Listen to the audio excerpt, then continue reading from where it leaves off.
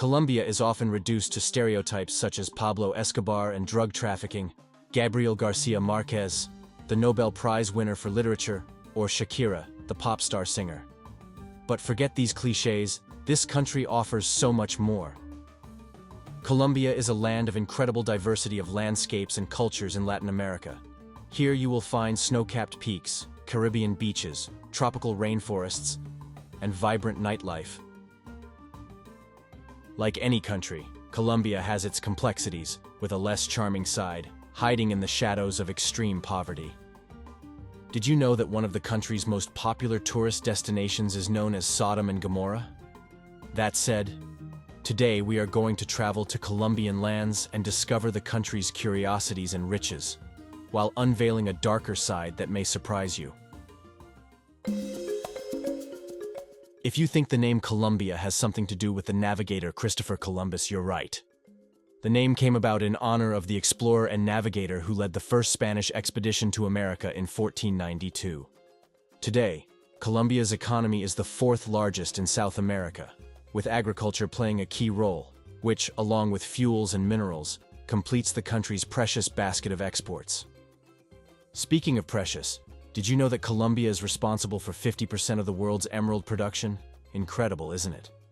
But despite being the world's fourth largest economy, according to a 2021 World Bank report, Colombia is the second most unequal country in Latin America, with 30% of the population below the poverty line. The country's history begins long before the arrival of the Spanish in America. At that time, several indigenous tribes were already living in the region that today makes up the Colombian territory. However, it was in 1499 when the first Spanish explorers set foot on these lands, and, by the middle of the 16th century, the conquest of the Colombian territory was complete. Independence only came in 1819, after several conflictive events, and was led by Simón Bolívar and Francisco de Paula Santander. The detail here is that, after independence, the conservative and liberal parties fought for control for almost 100 years, resulting in a long civil war and the emergence of famous guerrillas such as the FARC and the National Liberation Army, which further complicated the country's scenario. Conflicts aside, this is a wonderful country, full of cultural and geographic diversity. Colombia has a great variety of climates, often separated by only a few hours, and yet each region maintains practically the same climate throughout the year. In Cartagena, for example, the climate is always tropical. In Bogotá, cold and rainy. Colombians are known for their warm and friendly hospitality.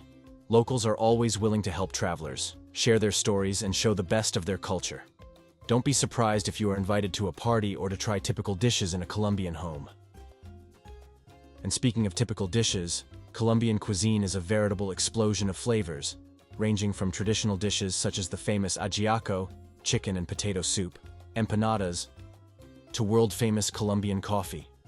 Of the 32 Colombian states, 20 are known for their coffee production due to their climatic stability, propitious for the cultivation of the bean. The mountainous and equatorial climate of the region favors the development of the Arabica variety, the most consumed in the world, which contributes to the exceptional quality of Colombian coffee. In addition to the gastronomy, whatever your preference, Colombia has impressive natural landscapes for all tastes. If your choice is adventure and nature, the Lost City, located in the heart of the Sierra Nevada de Santa Marta, is the ideal destination. This archaeological site can only be reached by walking through the jungle for several days. And speaking of jungle, the Amazon occupies more than 50% of the Colombian territory, but only 3% of the population lives there. This area is characterized by dense forests and mountainous terrain that is difficult to access. For this reason, it has become a refuge for the guerrillas and paramilitary groups mentioned at the beginning, which helps to keep the rest of the population away. But if the jungle is not your thing, how about some lush beaches? In Colombia, they are some of the most beautiful in South America and have become popular tourist destinations. One of the main advantages is that, in addition to their breathtaking beauty, Colombian beaches are much more accessible than their Caribbean sisters, such as Cancun, for example. The Colombian coastline is extensive, and you can find beaches with calm and crystal clear waters. If that is your taste, I present to you the island of San Andres, one of the most visited destinations in Colombia. There you will find landscapes worthy of the movies, such as the islets of Johnny Cay and Cangrejo Key. For those looking for historical tourism and architecture, Bogotá is the right choice. This metropolis offers a fascinating blend of tradition and modernity. The vibrant historic center, such as La Candelaria, is filled with colorful colonial buildings, museums and restaurants, and if you go there, be sure to visit the Gold Museum and the impressive Monserrate, which offer panoramic views of the city. Medellin, known as the City of Eternal Spring for its pleasant year-round climate, is famous for its flowers, vibrant art scene and the Metro Cable, a cable car system that offers incredible views of the city. However, Medellin was not always like this. Some 3 decades ago, it was known as the most dangerous city in the world. Once a center of cartels, the city has become one of Colombia's most popular tourist destinations. People are attracted by this unique feature. When they arrive in Medellin, many make a point of visiting the tomb of Escobar, the founder of the Medellin cartel who became the subject of countless series and movies around the world. Despite having left behind its dangerous past, today there are still areas of improvised housing. Although organized criminal gangs have practically disappeared, some still exist. And while we're on the subject of drug trafficking, did you know that Colombia is responsible for 75% of the world's cocaine production? Coca, the raw material for cocaine, is grown on a large scale in 3 South American countries: Bolivia, Peru, and above all, Colombia. According to the UN, these 3 nations are responsible for the production of about 1,000 tons of cocaine per year.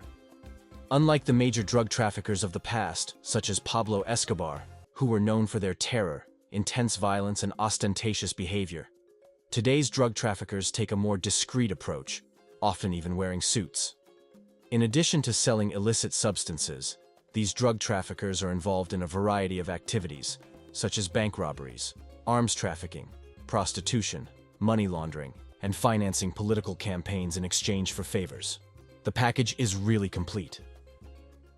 But back to tourism, and to end our tour, a stop in Cartagena is almost mandatory, as it is not only rich in history and beauty, but it is also on the coast, so you can combine the useful with the pleasant. Besides strolling all day, visiting the fortifications of the old town, exploring the historic center with its cobblestone streets, beautiful squares and colorful colonial houses. In the late afternoon, you can stop to relax on the beautiful beaches of the city. Not to mention the incredible nightlife of this historic city, which offers a range of options from beachside bars, countless discos, and even a disco bus known as La Chiva Rumbera. The Chiva is a reproduction of a type of bus that used to circulate in Colombia. Today, it offers sightseeing tours of the city's main attractions during the day, and at night, it becomes a traveling discotheque. Drinks are served in the vehicle and local musicians liven up the ride to the rhythm of vallenato, typical music of the Colombian Caribbean, a real party on wheels. Now, I'll tell you a golden detail. Colombia is one of the most beautiful and cheapest places to travel in South America. For all these reasons, whether for its people, its diversity, its culture, or its paradisiacal beaches, the country is often called the Thailand of South America, so it is well worth a visit. And while we're on the subject of Thailand, just like the Asian country, Colombia also has a dark and sadly forgotten side: prostitution. If you want to know the little-known side of Thailand, I invite you to watch a video here on the channel that shows you all about this incredible destination. Be sure to watch it. Unlike the Asian country where prostitution is forbidden, in Colombia it is accepted by all. One way or another, this country always ends up in the headlines, but unfortunately not for its tourist attractions, but for the facts mentioned above, as well as the high rates of prostitution that turn the country into a destination characterized by sex tourism, comparing it to Sodom and Gomorrah, like Thailand. In Cartagena, despite being recognized as one of the most popular destinations for tourists, when night falls, the scene gives way to another type of tourism: sex tourism. The city is often presented with 2 distinct faces: that of the rich, with luxurious shopping malls, noble neighborhoods, and large hotels. And that of the poor, marked by extreme poverty, unemployment, and lack of public services.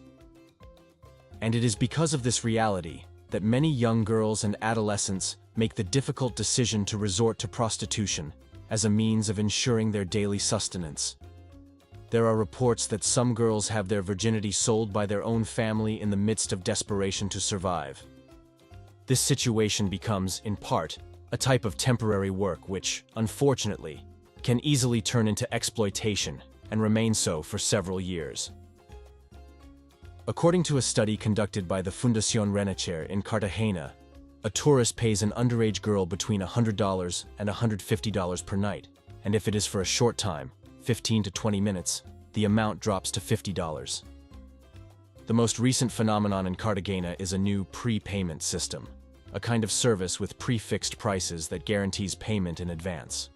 The price of a room at the Isis Hotel, famous for being in an area where prostitution is rife, is set at $100. Spending the night costs $350, plus a tip, which can be set by the client. Protests have erupted in Cartagena over the increase in this practice and its consequences. However, for some, the main concern is not so much the lives of the women and children in these conditions, but the fact that this spectacle is taking place just a few meters from the city hall and the historic center of the city. For them, it is not a problem of ethics, but of aesthetics. For this reason, they advocate regulation and permission only in tolerance zones. And speaking of tolerance zones, Medellin is no different.